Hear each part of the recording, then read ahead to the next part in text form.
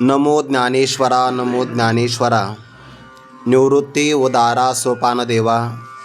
मुक्ताबाई नमो त्रिभुवन पावनी। आद्यत्रय जननी देवांची ये। जयांचे केलिया स्मरण होय सकळ विद्यांचे अधिकरण।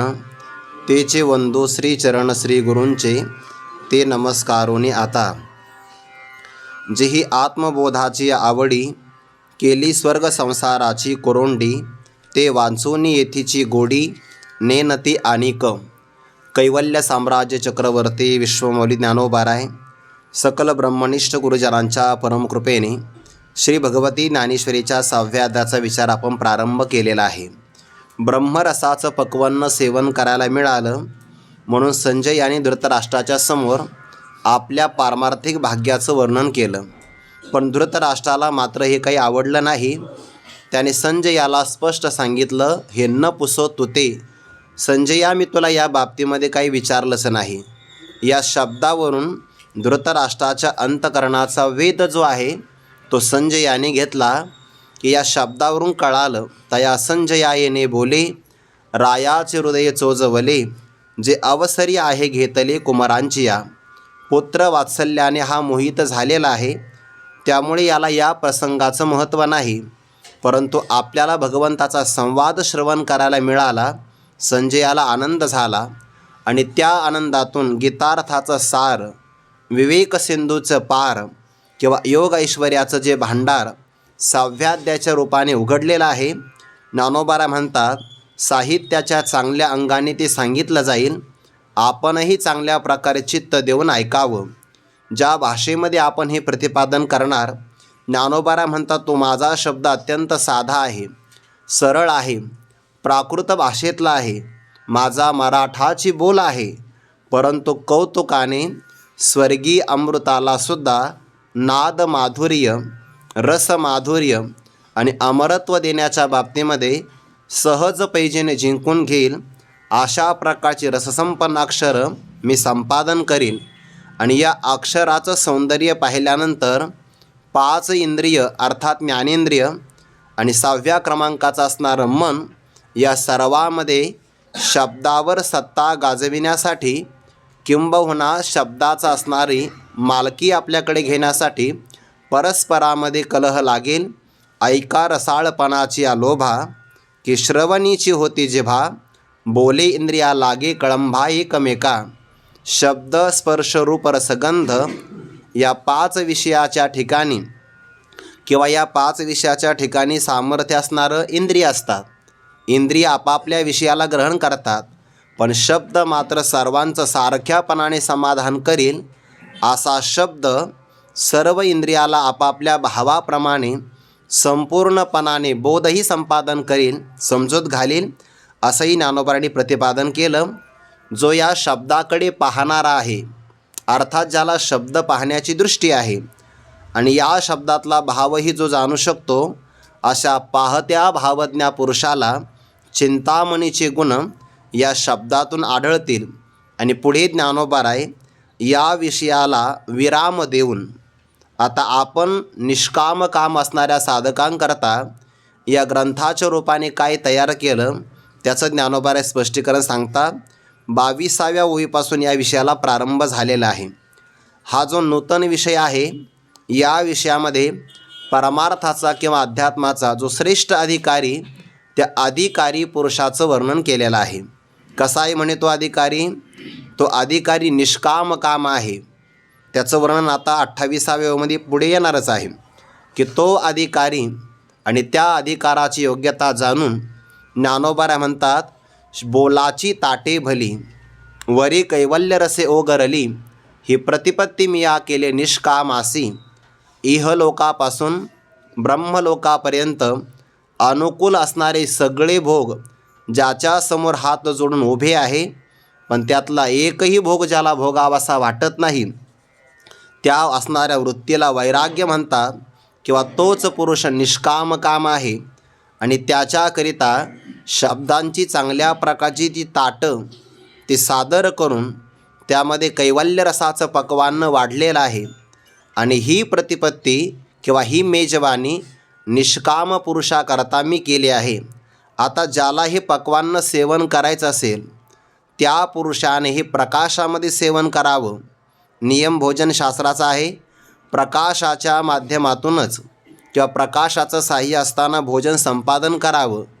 आणि जे पक्वान्न आपण सेवन करणार आहे त्या बाबतीमध्ये त्यावर कोणाची वाईट दृष्टी पडता कामा नये. अर्थात जनमानसापासून चोरून हे जेवण करावं. मग अध्यात्मशास्त्रामध्ये कोणता प्रकाश आहे तर ज्ञानोबा म्हणतात इथं ठाणदेवी शब्द आला की नाही. ठाण शब्दाचा अर्थ होतो स्थान. जो दिवा एका ठिकाणी कायमचा बसविलेला असतो त्याला ठाणदेवी असं म्हणतात. आपल्या अंतकरणामध्ये असणारा जो कायमचा अखंड आत्मप्रकाश तोच ठाणदिवा आहे. आणि त्याच आत्मप्रकाशाला ठाणदिवा करून जो इंद्रियांनासुद्धा कळू न देता या कैवल्य रसाचं पक्वान्न सेवन करतो त्यालाच याची गोडी प्राप्त होईल. किंबहुना या बाबतीमध्ये ज्ञानोबा पुढे म्हणतात की श्रवण करत असताना लय, विक्षेप, कषाय आणि रसास्वाद हे 4 प्रकारचे अपाय पुरुषाला त्रस्त करतात. कधीकधी मनुष्याच्या अंतकरणामध्ये तमोगुणाचं प्राबल्य असेल तर त्याची असणारी अंतकरणाची वृत्ती अज्ञानामध्ये लयाला जाते.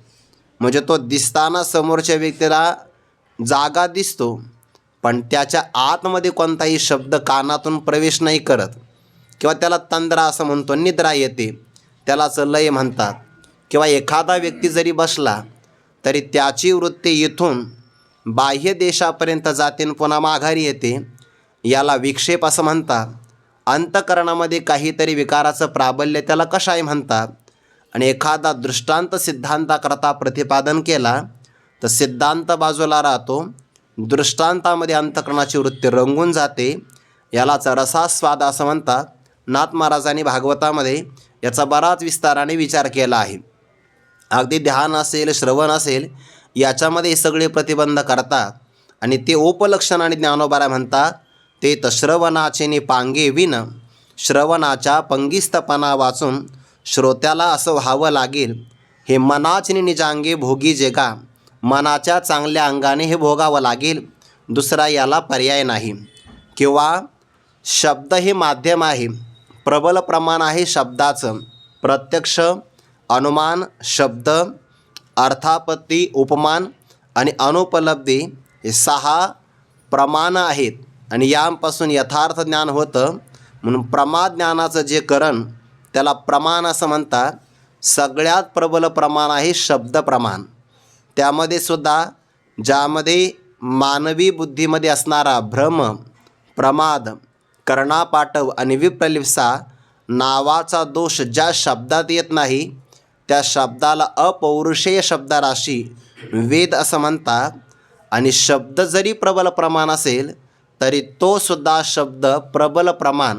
ज्ञानोबांनी असं म्हटलं आहे, बाप उपयोगी वस्तू शब्दो स्मरणदानी प्रसिद्धो ययाही संबंधो नाही चेथ. अमृतानुभवामध्ये विचार केला, शब्दाचं महात्म्य अतिशय विस्ताराने प्रतिपादन केलं. एवढा प्रबल असणारा, सामर्थ्य संपन्न असणारा शब्दसुद्धा आत्मस्वरूपाचं प्रकाशन करू शकत नाही. किंबहुना कोणतंही प्रमाण आत्मस्वरूपाच्या ज्ञानासाठी समर्थ नाही. आणि मग आपली साधना कशा करता चालू आहे. किंबहुना शब्दो स्मरणदानी प्रसिद्धो ययाही संबंधो नाही येथ. या आत्मस्वरूपाचं प्रकाशन करण्याबाबतीमध्ये शब्द फार प्रबल प्रमाण आहे. अगोदरच्या सगळ्या ओव्यामध्ये शब्दांचा उपकार सांगितला. बाप उपयोगी वस्तू शब्दो स्मरणदानी प्रसिद्धो अमृताचा विशदो आरिसा नोहे. अमूर्त असणारा परमात्मा त्याला दाखवणारा हा शब्द आरसा नाही का, असा म्हणून शब्दाचा गौरव प्रतिपादन केला आहे. प्रबल प्रमाण असणारा शब्दसुद्धा परमात्म स्वरूपाचं प्रकाशन करत नाही, ज्ञान करून देत नाही. का बरं? जर त्या शब्द प्रमाणाने ज्ञान झालं तर परमात्म वस्तू ज्ञेय होईल, जड होईल आणि जडाच्या प्राप्तीमध्ये कोणताही प्रकारचा पुरुषार्थ राहणार नाही. मग शब्द करतात काय? काही करत नाही. म्हणजे आत्मस्वरूपाचं प्रकाशन करण्याच्या बाबतीमध्ये काहीच करत नाही. पण काहीच करत नाही असे म्हणता येत नाही. त्या आत्मस्वरूपावर असणारं जे अज्ञानाचं आवरण आहे, अविद्येचा जो पडदा किंवा मळ आहे, त्याला घालविण्याकरता शब्द अत्यंत महत्त्वाचा आहे. म्हणून तर ज्ञानोबा 18व्या अध्यायामध्ये म्हणतात ना, काय म्हणतात? तैसा आत्मदर्शनी आढळ असे अविद्येचा जो मळ, तो शास्त्रनाशी एर निर्मळ मे प्रकाशे स्वये. शास्त्राने अर्थात शब्द प्रमाणाच्या द्वारे आत्मस्वरूपाला झाकून टाकणारी जो अविद्येचा मळ आहे, त्या मलाला घालवण्याचं सामर्थ्य शब्दात आहे. आणि ते एकदा सामर्थ्य प्रगट झालं, अविद्येचा मळ निवृत्त झाला की निर्मळ असणारा परमात्मा स्वयं प्रकाशित होतो. आता त्याच्या प्रकाशनासाठी शब्द प्रमाणाची, वृत्तीव्याप्तीची किंवा फलव्याप्तीची कोणत्याही प्रकारची अपेक्षा नाही. वृत्तीव्याप्तीने फक्त अज्ञानाचं आवरण भंग होतं आणि त्या वृत्तीमध्ये असणारा चिदाभास, ज्याला फलव्याप्ती म्हणतात, तो आत्मस्वरूपाचं प्रकाशन करण्यासाठी समर्थ नाही. बाह्य ज्ञानासाठी वृत्तीव्याप्तीही लागते, फलव्याप्तीही लागत असते, परंतु आत्मज्ञानासाठी फक्त वृत्तीव्याप्तीची गरज आहे, फलव्याप्तीची थोडीसुद्धा गरज नाही. म्हणून शब्द अतिशय महत्त्वाचा जरी असेल तरी पण शब्दाचा वाच्यार्थ टाकावा आणि त्या शब्दामध्ये असणारं लक्षार्थ ग्रहण करावं, किंबहुना शब्दाच्या आतमध्ये असणारा, म्हणून तर ज्ञानोबांनी म्हटलं आहे की शब्दाच्या आतमध्ये गाभा आहे, अर्थज्ञानाचा गाभा, आणि त्या गाभ्यामध्ये ज्याला प्रवेश करता येईल त्यालाच हे प्राप्त होईल. आहाच बोलाची वालीप फेडीचे.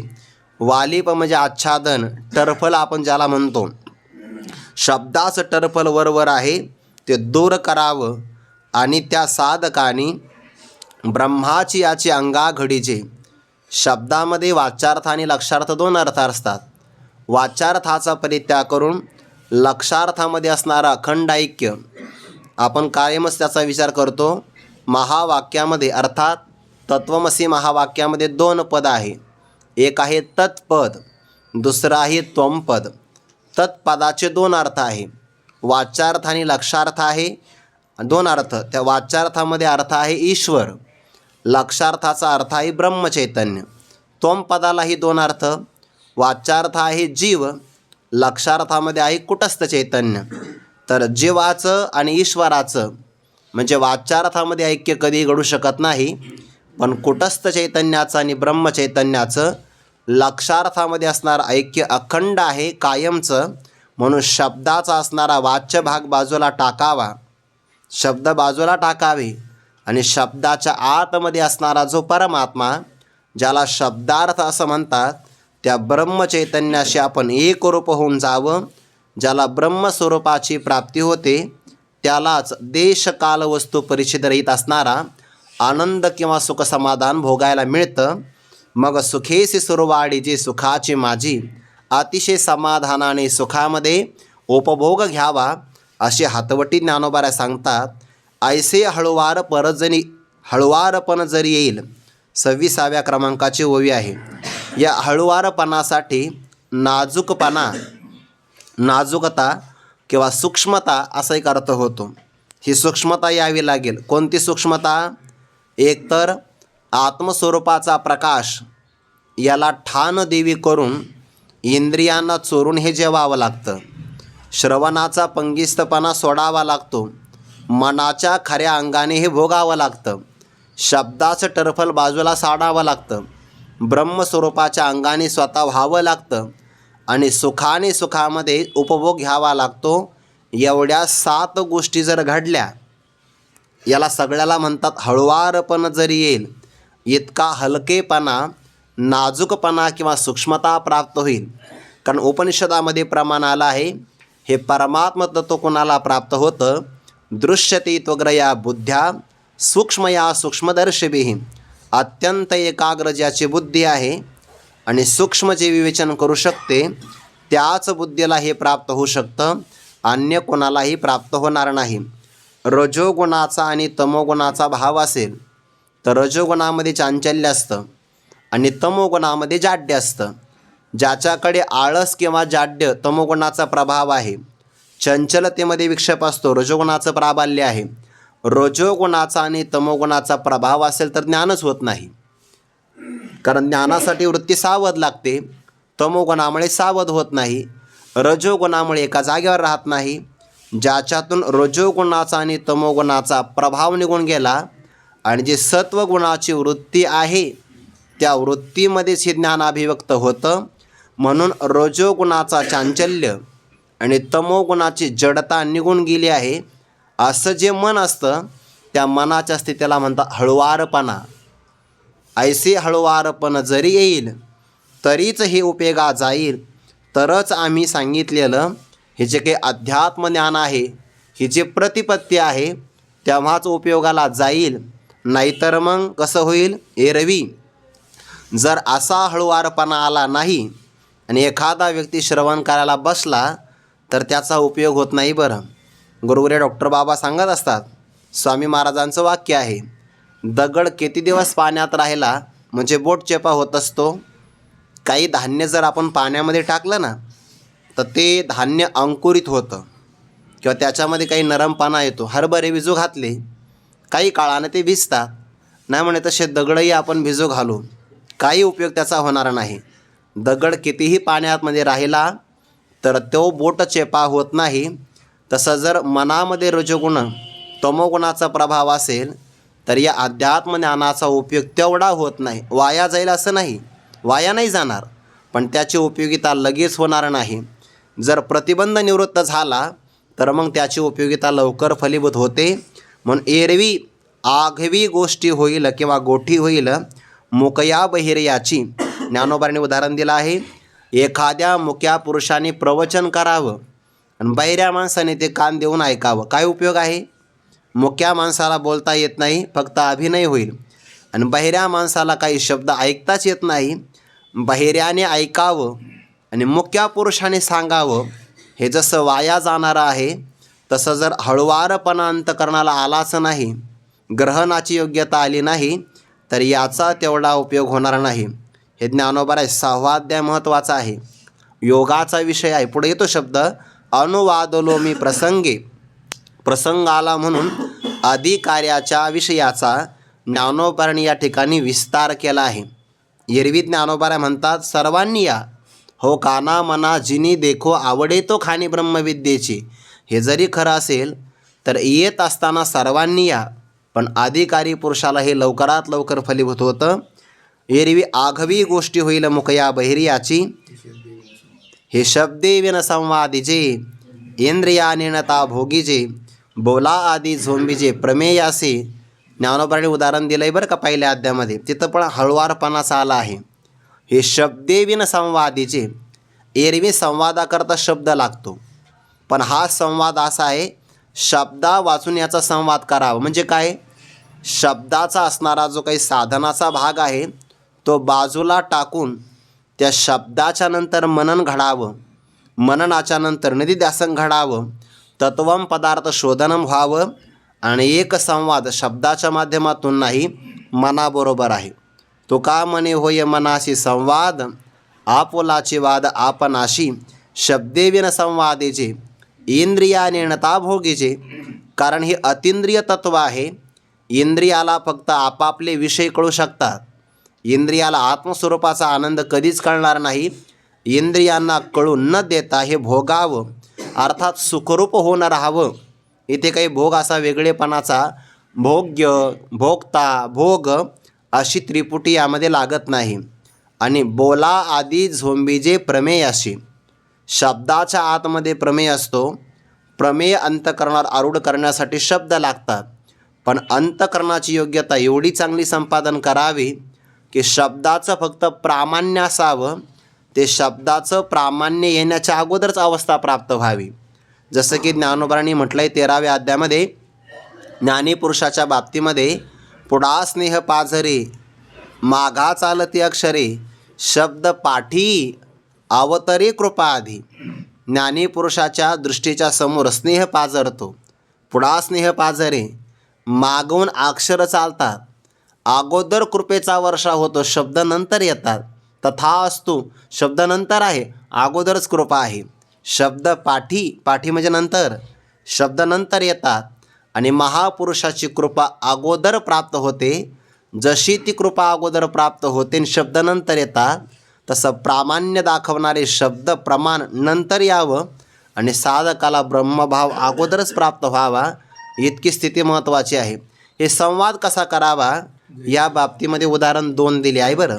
जैसे भ्रमर पराग नेती परिकमळ दळे नेनते, तैसे परी आहे सेविती ग्रंथीये, का आपुला ठावन सांडिता, आलिंगी जे चंद्र प्रगटता, हा अनुराग भोगिता कुमुदिनी जाणे, ऐसेनी गंभीरपणे स्थिरावलीने अंतकरणे, आथिला तोची जाणे मानू इये.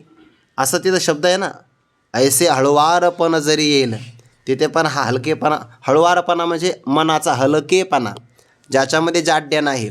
ज्याप्रमाणे भ्रमर परागकण घेऊन जातो पण कमळाला माहितीसुद्धा होऊ देत नाही, तसा प्रकार या ग्रंथाचा श्रवणाचा आहे. किंवा आपलं ठिकाण न सोडता ज्याप्रमाणे ती कुमुदिनी सरोवरातली कमळिनी, कुमुदिनी स्त्रीलिंगी आहे, ती कुमुदिनी आपली सरोवरातली जागा न सोडता चंद्राच्या ठिकाणचा असणारा जो आनंद आहे आपुला ठावून सांडिता. ज्ञानोबाऱ्यांची कल्पना आहे, चंद्र पुल्लिंग आहे आणि कुमुदिनी स्त्रीलिंग आहे, पण ती असणारी कुमुदिनी आपली जागा न सोडता इथूनच चंद्राला आलिंगन देते. आलिंगे जे चंद्र प्रगटता, हा अनुराग कसा भोगावा ते फक्त कुमुदिनीला कळतं. जे कुमुदिनीला कळू शकतं ते ज्ञानोबाऱ्यांना कळतं.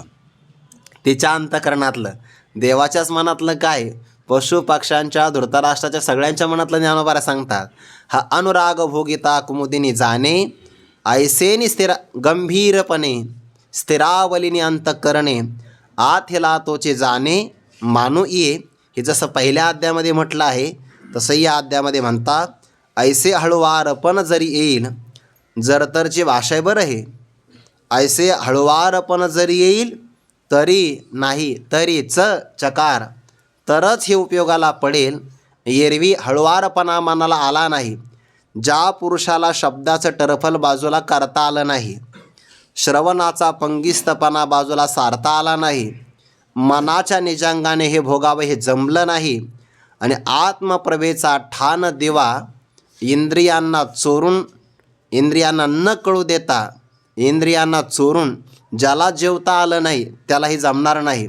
त्याने सगळा प्रकार केला म्हणजे एरवी आघवी गोठी होईल मुकया बहिर्याची, परिते असो आता आघवे न लगे श्रुतयांते कळसावे, जे अधिकारी येत स्वभावे निष्काम काम. परंतु तो विचार आता सर्वाच्या सर्व राहू द्या. श्रोतयांते कडसावे न लगे, कडसावे म्हणजे सावध करणं. फार श्रोत्यांना सावध करण्याची अपेक्षा नाही. केव्हा हे सगळं सावध केल्यानंतर ज्ञानोबाऱ्यांची हातवटी आहे, परी ते असो हाता आघवे न लगे श्रोतयांते कडसावे. या सगळ्या श्रोत्यांना फार सावध करण्याची गरज नाही. सावध कोणाला करावं लागतं बरं?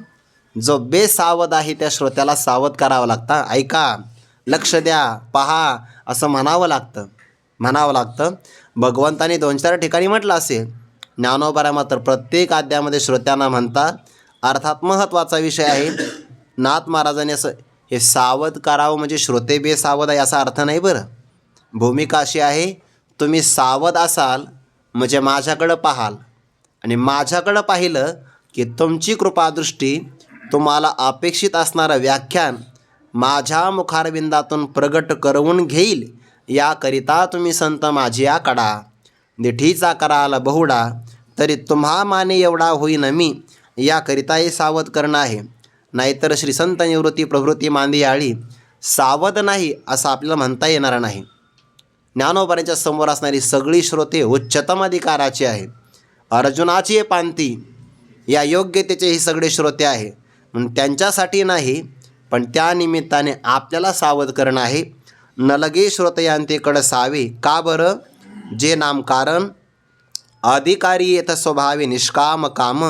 आता निष्कामही म्हणायचं आणि पुन्हा काम शब्दही वापरायचा, तर याचा अर्थ असा आहे, परमात्म्याच्या ठिकाणी कोणती कामना आहे का? कोणतीच कामना नाही. ज्या परमात्म्याच्या स्वरूपापासून सगळ्या कामना निघून गेल्या त्याला म्हणतात निष्काम. म्हणून तो परब्रह्म निष्काम, तो हा गवळी या घरी वाक्यावाळी अंधू कृष्ण न वनित चोरी. परमात्मा निष्काम आहे आणि त्या निष्काम अवाप्त काम, त्याला अवाप्त काम असं म्हणतात. निष्काम असणारा परमात्मा, त्याच्या प्राप्तीची ज्याला कामना, त्याला म्हणतात निष्काम काम. कामनेमध्ये दोन प्रकार आहे. एक आहे सांसारिक कामना आणि दुसरी आहे परमार्थाची कामना. तर त्यामध्ये परमार्थाची कामना असावी, संसाराची कामना सोडावी. म्हणजे जेव्हा त्याग सांगितला जातो ना, तेव्हा त्याग निषिद्धाचा सांगितला जातो, विहिताचा नाही. विहिताचा स्वीकार असतो, निषिद्धाचा त्याग असतो. जसं की ज्ञानोबा हरिपाठामध्ये म्हणतात, मंथोनी नवनीता तैसे घे अनंता, वाया व्यर्थ कथा सांडी मार्ग. काय काय टाकायचं आहे?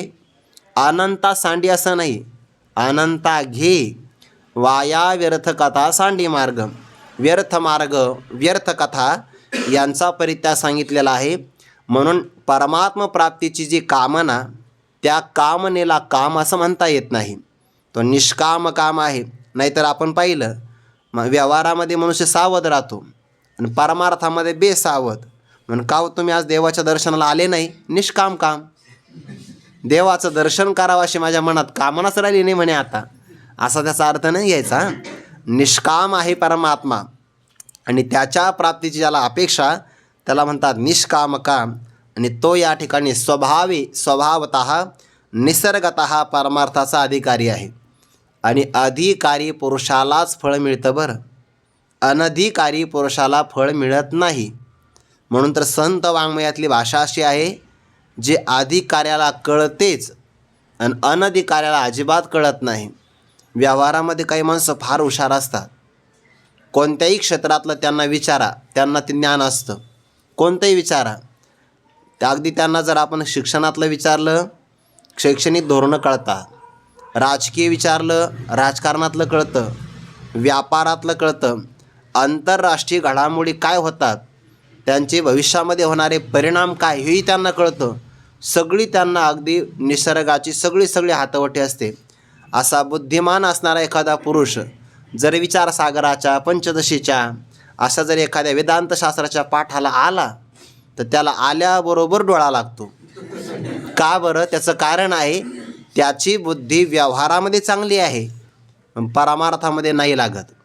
व्यवहारातली बुद्धी वेगळी, परमार्थामध्ये बुद्धीच लागत नाही असं नाही. परमार्थामध्ये बुद्धी तर फार चांगली लागते, पण ती शुद्धही लागते, हे महत्त्वाचं आहे. कारण परमात्म तत्व मुळामध्ये पवित्र आहे. म्हणून ज्याची बुद्धी पवित्र असेल त्याला हे लवकर हस्तगत होतं. अधिकारी येत स्वभावे निष्काम काम. म्हणून हे अनधिकाऱ्याला कळत नाही. कधी कधी डॉक्टर बाबा सांगतात, काही काही व्यक्तिमत्व व्यवहारात पूर हुशार असतात, पाठाला येतात, आणि ते म्हणतात, आम्ही ना तुमचा विचार सागर ऐकतो, आम्हाला सगळं कळतं, पण ते तुम्ही नेमकं काय बोलता ते काहीच कळत नाही. पण ते बरं आहे, काहीच कळत नाही एवढं तरी कळालंच पाहिजे ना, तेवढं कळालं तरी भरपूर झालं. आणि इथे मात्र 12वी पास असणारा उत्तीर्ण विद्यार्थी विचारसागराच्या प्रक्रियाच्या सणासण सांगतो. त्याचं कारण त्याची बुद्धी शुद्ध आहे. शुद्ध बुद्धी जाणे, अशुद्ध बुद्धी न जाणे. बाबा सांगतात ना, जो आनंद सत्यप्रकाश विभू आणि आधार नाम रूपास, बुद्धी जाणे आणि न जाणे हे त्यास, तो अपार शुद्ध परमात्मा मीचे असे 2 शब्द वापरले. बुद्धी जाणते ही बुद्धी न जाणते. मारुती बाबा उदाहरण सांगत असतात, एक विद्यार्थी आला म्हणे, मी पासही झालो, नापासही झालो. अरे असं कसं? एक तर पास झाला किंवा नापास झाला, दोन्हीपैकी एक सांग की. तर तो मी 2 विषयात नापास झालो, बाकीच्या विषयात पास झालो, असा त्याचा अर्थ आहे. काही विषयामध्ये जाणते. तसं बुद्धी, शुद्ध बुद्धी जाणते, अशुद्ध बुद्धी मात्र जाणत नाही. जे अधिकारी येत स्वभावे निष्काम काम. कोणता अधिकारी आहे? ज्ञानोबा त्याचा 28व्या ओळीमध्ये वर्णन करता बघा. जी ही आत्मबोधाची आवडी, केली स्वर्ग संसाराची कोरोंडी, ते वाचून येथीची गोडी, नेनती अनेक. काय स्पष्ट ओव्या आहेत. या ओव्यातला प्रत्येक शब्द महत्त्वाचा आहे. प्रत्येक शब्द आवडीनुसार व्यक्तिमत्वाचं अंतःकरण आपल्याला कळत असतं. आवड कोणती आहे? एखादी व्यक्ती जर आपली आवड प्रगट करत असेल, तर त्या आवडीनुसार कळतं की तो सांसारिक आहे का पारमार्थिक आहे. जर त्याची पारमार्थिक आवड असेल तर त्याला परमार्थातली साधनं आवडते, आणि जर व्यावहारिक आवड असेल तर व्यवहारातलं आवडतं, पण त्याच्यातही फार बारकावा असा आहे, ज्याची व्यावहारिक आवड प्रबळ आहे त्याला पारमार्थाचं काहीच आवडत नाही, आणि ज्याची पारमार्थिक आवड उच्चतम आहे त्याला व्यवहारातलं काही आवडत नाही. एखादा म्हणजे मला दोन्ही आवडतं, तर खरं असं आहे त्याला अजून आपलं अंतःकरणच कळालं नाही नेमकं काय आहे म्हणून. दोन्ही व्यक्तीला कधी कधी आवडत नसतं, कधीच नाही. एखादा मला नाही, मला दोन्ही समान आवडतं, तर एकही चांगलं होत नाही. प्रपंच परमार्थ संपादिन दोन्ही, एकही निदानीनं घडे त्यासे. एकही चांगलं होत नाही. एवढं होऊ शकतं, एक चांगलं अनेक गौण असं दोन्ही मात्र होऊ शकतं. म्हणून आवडीनुसार त्या त्या व्यक्तिमत्वाचं अंतःकरण कळतं. उच्चतम अधिकारी आहे निष्काम काम. मानवाचेच मुळामध्ये प्रकार 4 आहेत: पामर, विषयी, जिज्ञासू आणि मुक्त. त्या जिज्ञासूला साधकही म्हणतात किंवा मुमुक्षू असं म्हणतात. मग त्या सगळ्यांचं लक्षण आलं आहे. शास्त्र संस्कार अजिबात नाही, विहित निषिद्ध सगळ्या भोगामध्ये आसक्त आहे. पामर, अंगामनासी रुचावे, ये तुलेनी कृत्याकृत्य नाठवे. जो करणे याचिनी नावे भलतेची करी. त्याच्या मनाला फक्त आवडलं पाहिजे आणि त्याला ते जिभेला रुचकर वाटलं पाहिजे.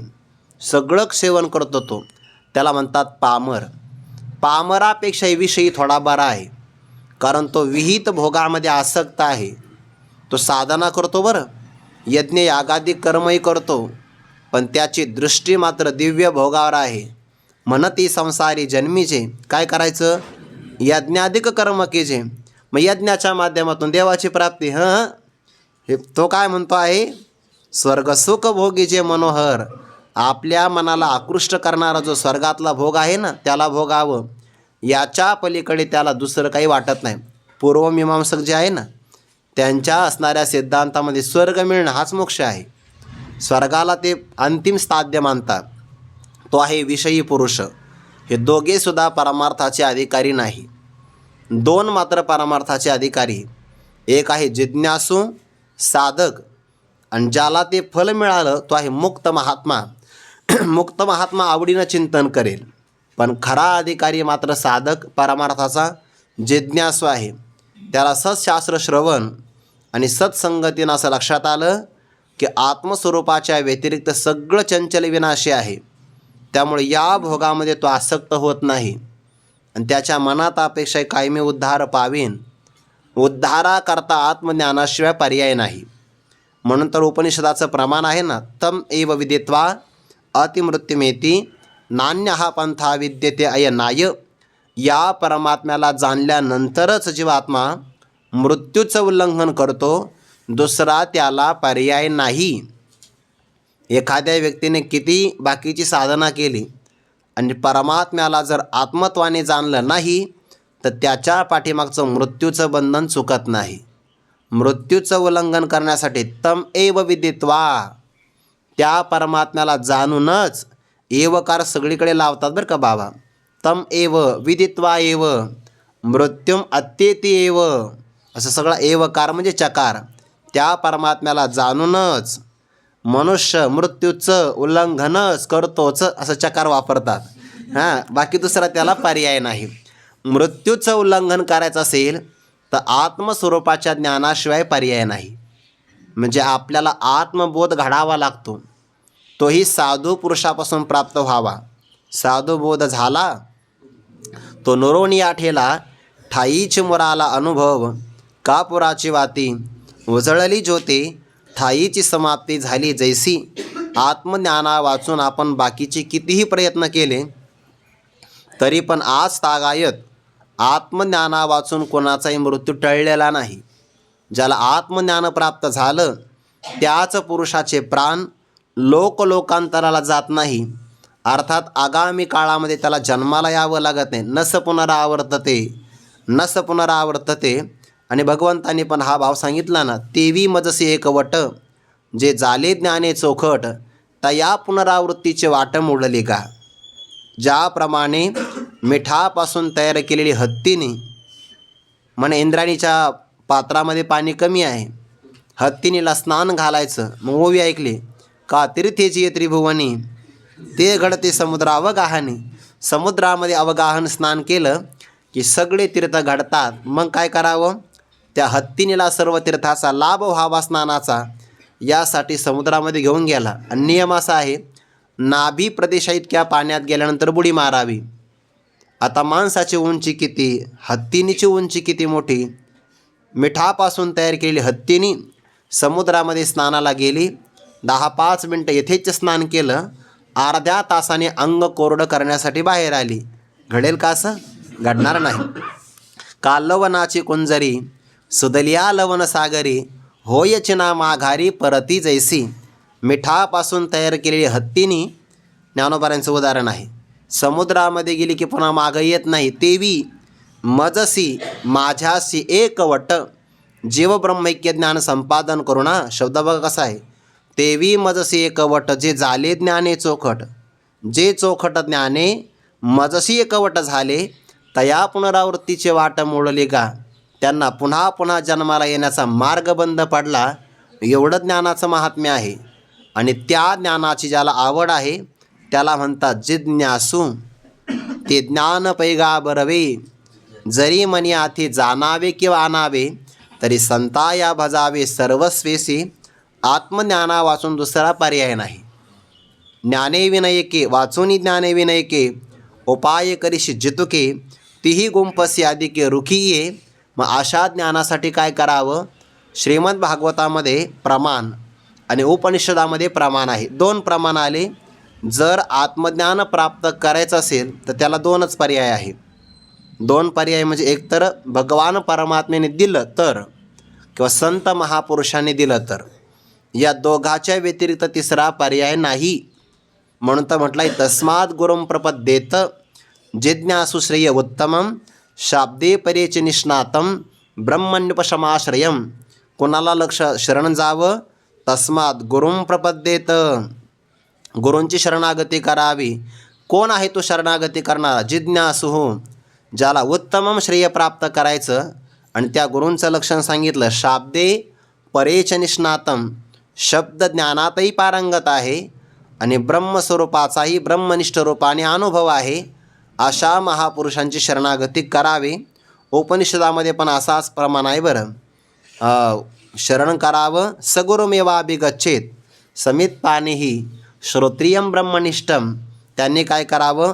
ब्रह्मनिष्ठ गुरूंना शरण जावं. तद्विज्ञानार्थम सगुरुम एवाभिगच्छेत. परमात्म्याला जाणण्यासाठी गुरूंकडेच जावं. गुरुम एव चकार आलाय पुन्हा तिथे सुद्धा. गुरूंची शरणागती करावी. समित पाणीही श्रोत्रियम ब्रह्मनिष्ठम, हाच पर्याय आहे. गुरूंच्या जवळ गेला तर ज्ञान, गुरुतेथ ज्ञान. ज्ञानी आत्मदर्शन, दर्शनी समाधान अति जैसे. दुसरा त्याला कोणताही पर्याय नाही. आणि असा आत्मबोध प्राप्त व्हावा याची ज्याला आवड आहे त्या साधकाला प्रतिबंधसुद्धा फार मोठे येतात. 12व्या अध्यायामध्ये योग मार्गाने चाललेला साधक आहे, त्याला कोण कोण आडवं येतं याची यादी आली आहे. तया महेंद्रादी पदे करिताती वाटवदे, आणि रिद्धिसिद्धीचे द्वंद्वे पडोनी ठाती. कामक्रोधांची विलग उठावती अनेक, आणि शून्यशी अंग झुंज व्हावे की. हे सगळे त्याला आडवे येतात. किंवा 18व्या अध्यायामध्ये तेथ आडवावया आले, दोष वैरी जे धोपटिले. त्याच्यामध्ये अहंकारम बलम दर्पम कामम क्रोधम परिग्रहम विमुच्य निर्मम शांतो ब्रह्मभूयाय कल्पते. साधकाला हे प्रतिबंध करतच असतात. आणि खरं असं आहे, चांगल्या मार्गाने व्यक्ती चालला की त्याला प्रतिबंध जास्त होतात, जास्त. कारण का? ते प्रतिबंध त्याची परीक्षा घेत असतात. ते त्याला आगामी असणाऱ्या पदाच्यासाठी योग्यता संपादन करावी याकरता अगोदरच योग्य करत असतात. सुरुवातीलाच प्रतिबंध. म्हणून संघर्ष महत्त्वाचाच आहे आणि संघर्षाशिवाय मिळतही नाही. हे सगळे प्रतिबंध येतात. त्याच्यात पहिला प्रतिबंध पदाचा येतो, सगळ्यात महत्त्वाचा. थोडंसं कार्य करून बघा, लगेच पद मागं लागतात. आणि काही नसतं त्या पदामध्ये. सन्मानासाठी जे लोक लालायित झालेले असतात ना, काय असतं बरं? आता हे लग्नामध्ये फेटे बांधले जातात. काय त्या फेट्याला किंमत? नदीमध्ये घेऊन मासे पकडायला गेला तर मासे पकडले जाणार नाही, असे ते फेटे असतात. पण मान किती त्याचा? एकच शेवटचा फक्त तो हात व्यवस्थित असतो मारलेला, आणि त्याच्यावर एक सोनेरी पट्टी. ज्याला फेटा बांधला तो तिरकस आला का कसा काही पाहत नाही, घरी जाईपर्यंत सोडत नाही तो.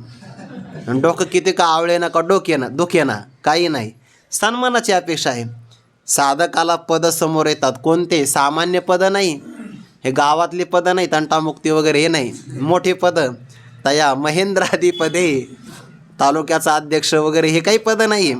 महेंद्रादी पदे करिता ते वाटवदे, त्याच्या वाटावर त्याचा घात करण्यासाठी येतात आणि साधकाला ते बाजूला सारावेच लागतात. सर्वात मोठा लाभ आहे आत्मलाभ.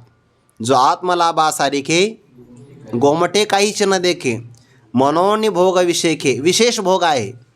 भोगात दोन प्रकार, एक आहे प्राकृतिक इथला भोग, प्राकृत भोग, आणि दुसरा आहे स्वर्गातला दिव्य भोग. ज्ञानोबा दोन्ही घेतात. ज्याने आत्मबोधाच्या आत्मज्ञानाच्या आवडीसाठी केले स्वर्ग संसाराची कोरोंडी, स्वर्ग आणि संसार यातून मिळणाऱ्या भोगांची कोरोंडी ओवाळणी करून टाकली. जशी एखादी आई आपल्या मुलावरून निंबोलवन करते ना, तो प्रवासातून आला, दूर देशातून आला की त्याच्या जीवितावरून ज्याप्रमाणे ते औक्षण करून भाकरीचा असणारा तुकडा दोन दिशेला फेकून देते बघा, तर ती ओवाळणी करते. ज्या पदार्थाची ओवाळणी केली जाते त्याचं महत्त्व कमी असतं, आणि ज्याच्यावरून केली तो व्यक्ती मोठा असतो. माणसं म्हणतात तुम्ही आम्हाला कमी समजलं काय, आम्ही आमचं आयुष्य ओवाळणी करू शकतो. याचा अर्थ कार्य महत्त्वाचं आहे, आयुष्य नाही.